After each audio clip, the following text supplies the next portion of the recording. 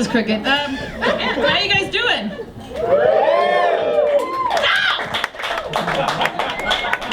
No! Wake up, sheeple! The world is on fire, so everyone is tweeting like this for some reason. Even though productive political discourse tends to occur through less performative rhetorical gestures.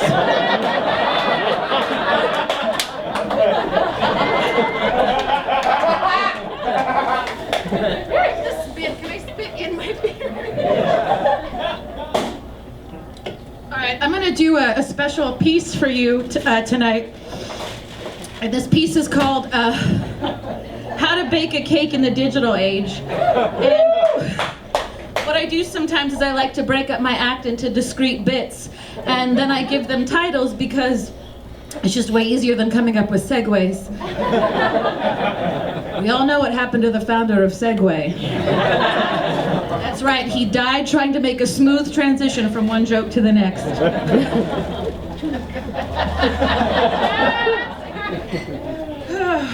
You know, for being labeled as conceptual, alt comedy really leans on the object, huh?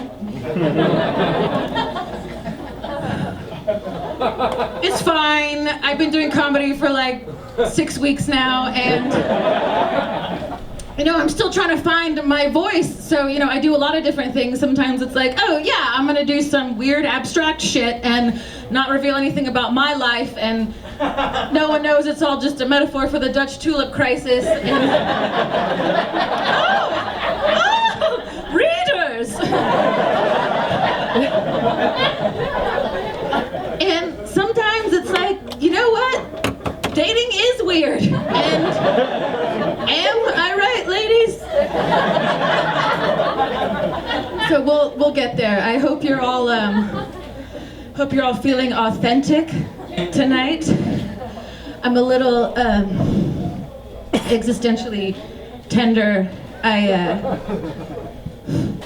Do you ever have those days when you wake up and like you don't feel like a person so much as God, what's the word?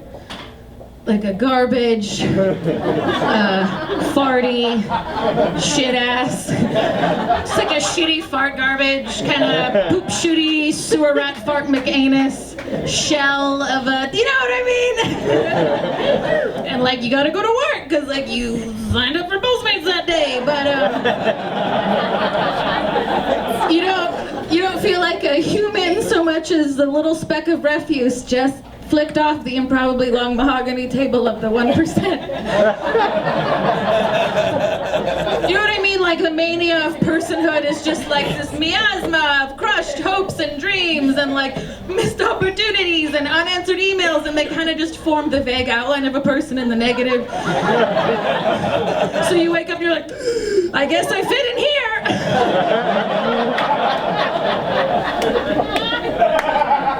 You know, like in cartoons when like a character smashes through the wall and there's like a perfect outline of their body, but you live in the real world, so the wall is just structural oppression.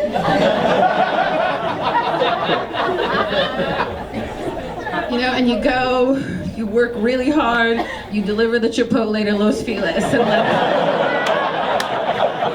you do the emotional labor, you're like, I'm gonna smile for a tip, and like, I'm soaking wet under here right now. That's the hand of the free market in my armpit. Just, you know, in the vain hopes that the powers that be are gonna shower you with enough pennies so you can make it to the weekend and engage in that middle class cosplay known as brunch.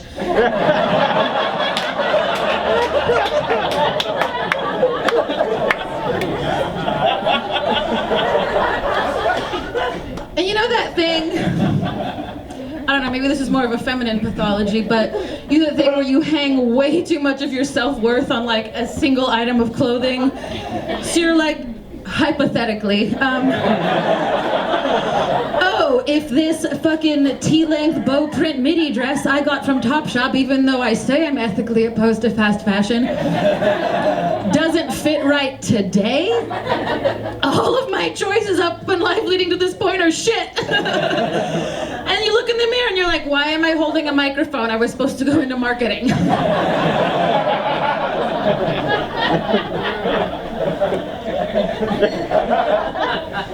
You can't blame your parents for any of it, right? Because corporal punishment is just an integral part of the immigrant experience. And the sentinels of identity politics are like, well, how are you a first-generation Mexican immigrant? Because your skin is so light and you don't even speak Spanish. And it's like, well, sometimes you don't even get spanked with like a huarache from your homeland.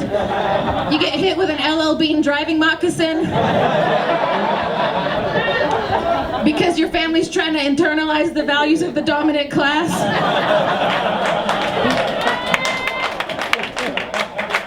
Get swallowed with Patagonia vests. Right? But who are you to be a cultural commentator, right? Your family eats cereal out of bags. Oh, not the bag in the box. Sorry, I didn't know there were so many oligarchs. Shit. I'm talking about the bag. You know, like the 20-pound thing full of the fake shit, and they always put it on the bottom shelf to like accommodate your parents' migrant labor posture.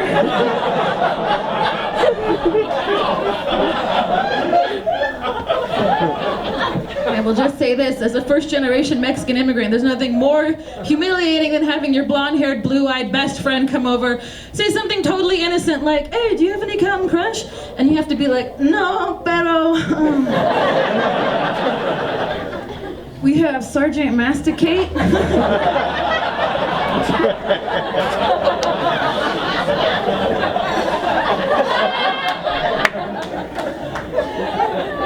Someone was starting an applause break. Can you finish it?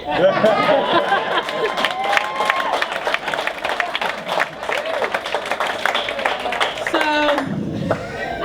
you know, I hope you all woke up today with like a nice old-timey kind of early 19th century notion of self, because post-modernity has a way of making you feel like a caveman sometimes.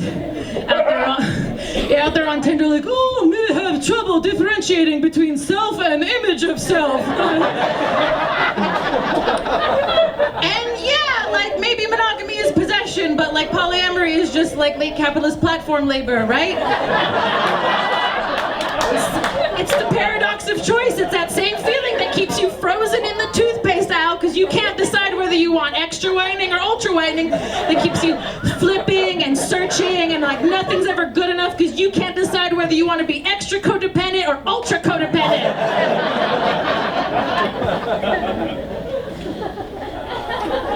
You know that thing? Like when you're still reeling from the broken promises of the industrial age?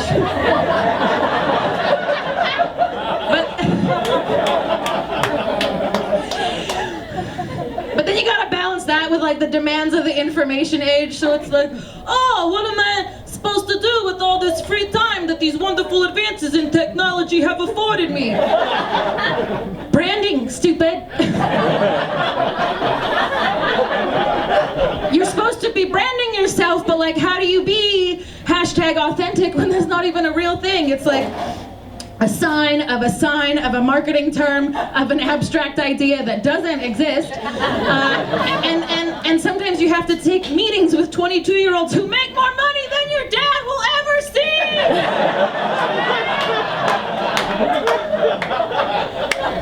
And like, they grew up in this cultural climate, so the creative director keeps referring to Keith Haring as the guy who did the logo for AIDS, and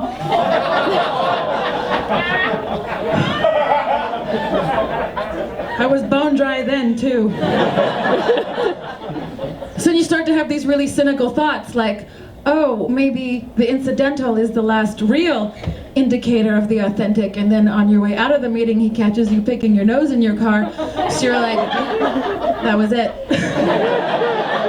That was the last authentic experience I'll ever have. So when your friends and family are like, oh, don't worry about it, just be yourself, you say, A, that's, I don't have a choice. And B, that's terrible advice.